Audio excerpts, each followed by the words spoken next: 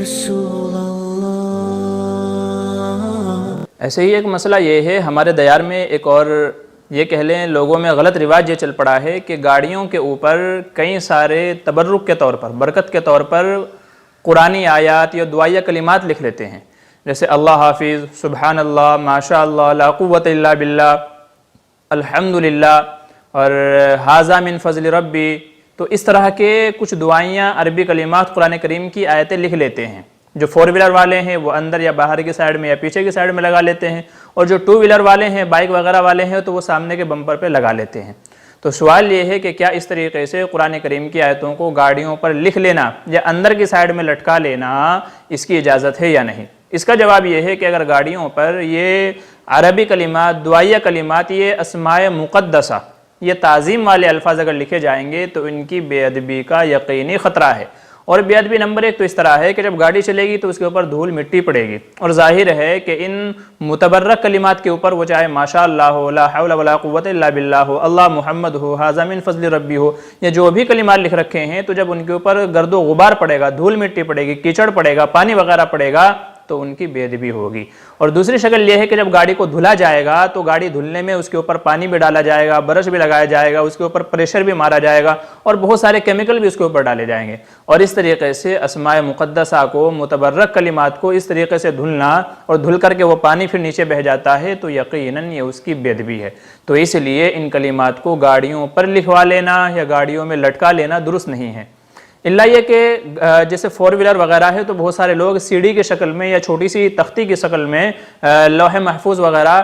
یوں کہہ لیں قرآنی آیت جس پہ لکھا ہوا ہوتا ہے حامیم اور یاسین وغیرہ، سواد حامیم وغیرہ، اس طرح کی جو لوح قرآنی آتی ہے، تو لوح قرآنی گاڑی میں اندر لٹکا لیتے ہیں اس نیت سے تاکہ ہماری گاڑی ایکسیڈنٹ وغیرہ سے محفوظ ہو جائے۔ تو اس میں یاد رکھنے والی بات یہ ہے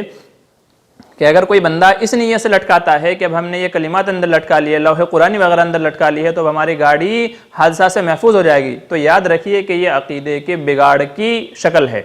کوئی بندہ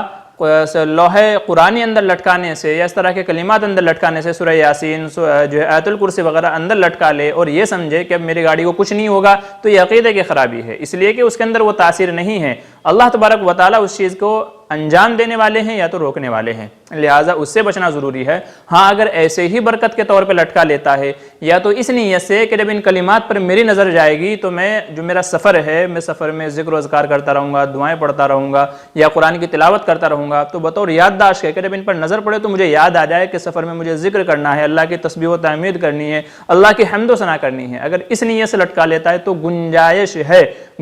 ہے، بہتر یہی ہے کہ اس طرح کے کلمات نہ لٹکائے جائیں تاکہ بے ادبی سے محفوظ ہو جائے، کیونکہ ایسا ہو سکتا ہے کبھی وہ ٹوٹ کر کے گر جائے، کوئی حادثہ ہو جائے اس میں وہ ٹوٹ کر کے گر جائے، ٹھیک ہے؟ تو کبھی حادثہ ہو گیا تو بندہ یہ سمجھے گا کہ میں تو لوح قرآنی لٹکائی تھی تو اس کا تو کوئی فائدہ نہیں ہوا، تو اللہ کے اوپر سے اس کا یقین اور اعتماد کمزور ہو جائے گا۔ تو یہ وہ ساری وجوہات ہیں کہ جن کی وجہ سے نہ لٹکانا بہتر ہے۔ بہتر یہ ہے اس سلسلے میں کہ جب بندہ سفر میں جانے لگے تو جو سفر